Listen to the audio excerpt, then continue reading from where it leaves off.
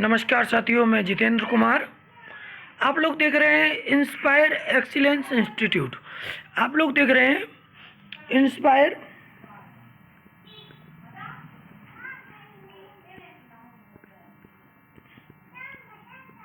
Inspire excellence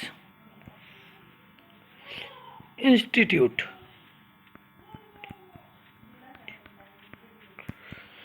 मैं आज आप लोगों को एक जीव विज्ञान का महत्वपूर्ण टॉपिक एंटीबायोटिक्स ये पढ़ाऊंगा।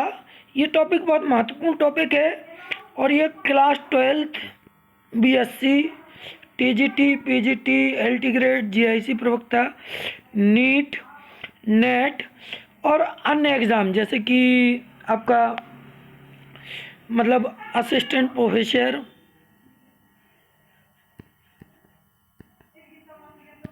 ईआरएमएस, टीजीटी, पीजीटी, इसके अलावा केबीएस,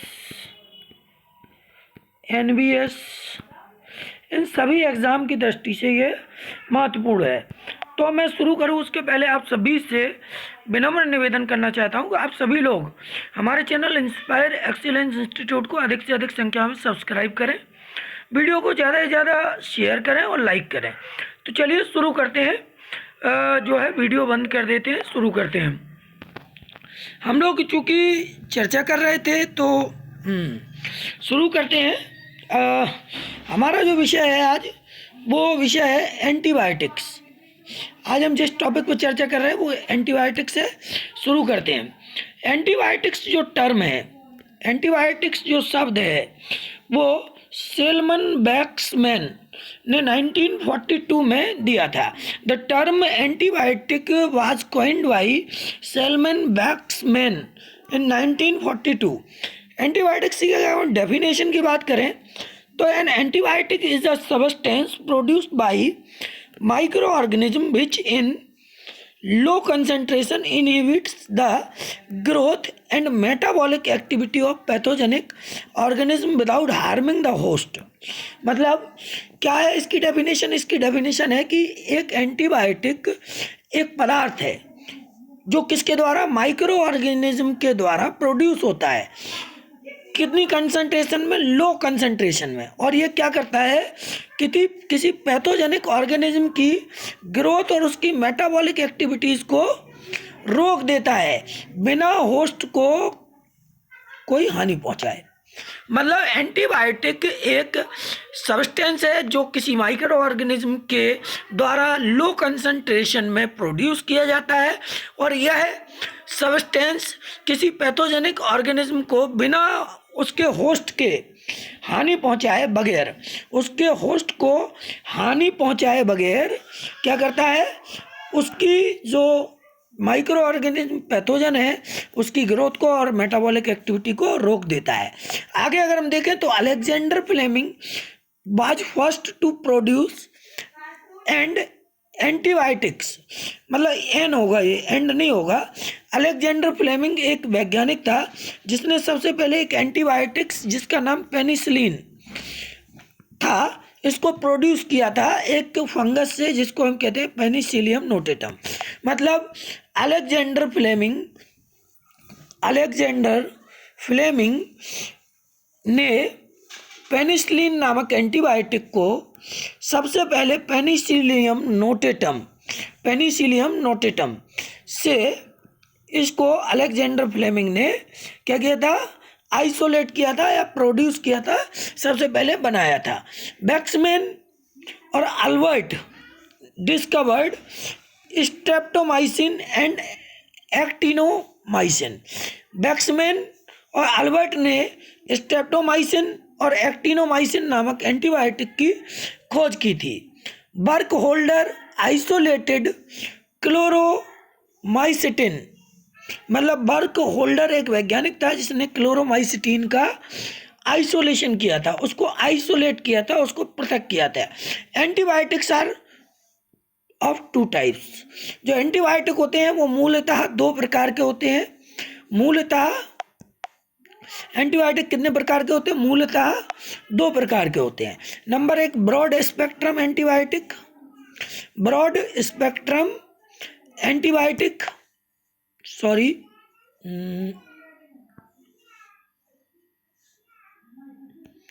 चलो ब्रॉड स्पेक्ट्रम एंटीबायोटिक। और दूसरा जो है वो है लिमिटेड स्पेक्ट्रम एंटीबायोटिक। दूसरा क्या है? लिमिटेड स्पेक्ट्रम एंटीबायोटिक या स्पेसिफिक एंटीबायोटिक। इन दोनों में डिफरेंस क्या है? ब्रॉड स्पेक्ट्रम एंटीबायोटिक जो होता है, it is an antibiotic, and नहीं होगा ये, एन होगा, an antibiotic which can kill or destroy a number of pathogen that belongs to different groups with different structure and wall composition। मतलब broad spectrum antibiotic वे antibiotic होते हैं जो एक बहुत सारे मतलब जो पैथोजन होते हैं उनको मार सकते हैं, उनको डिस्ट्रॉय कर सकते हैं, और जो डिफरेंट ग्रुप से क्या करते हैं? बिलोंग करते हैं, जो डिफरेंट ग्रुप से आते हैं और डिफरेंट उनका स्ट्रक्चर होता है सेल वॉल। मतलब वे एंटीबायोटिक जो डिफरेंट ग्रुप से आने वाले डिफरेंट या विभिन्न संरचना और विभिन्न बॉल कंपोजिशन के जो पैथोजेंस होते हैं उनको मार सकते हैं, उनको ब्रॉड स्पेक्ट्रम एंटीबायोटिक्स कहते हैं। क्या कहते हैं? ब्रॉड स्पेक्ट्रम एंटीबायोटिक्स कहते हैं। ठीक है। दूसरा है limited spectrum antibiotics. Limited spectrum antibiotics क्या होते हैं? इनको स्पेसिफिक एंटीबायोटिक भी कहते हैं। स्पेसिफिक एंटीबायोटिक वे एंटीबायोटिक होते हैं, it is an antibiotic which is effective only against one type of pathogen. मतलब वे एंटीबायोटिक जो केवल एक प्रकार के ही पैथोजन पर जो है प्रभावशाली होते हैं, अफेक्टिव होते हैं। मतलब एक प्रकार के पैथोजन को ही मार सकते हैं और उसको डिस्ट्रॉय कर सकते हैं। ऐसे एंटीबायोटिक को हम लिमिटेड स्पेक्ट्रम एंटीबायोटिक या स्पेसिफिक एंटीबायोटिक कहते हैं। सपोज करिएगा कि ये एक कोई ए है, कोई बी है, कोई सी है, कोई डी है, डी बी सी ए, ये 4 तरह के पैथोजेंस हैं जो डिफरेंट ग्रुप से आते हैं।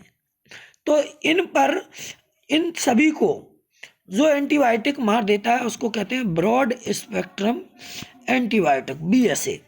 लेकिन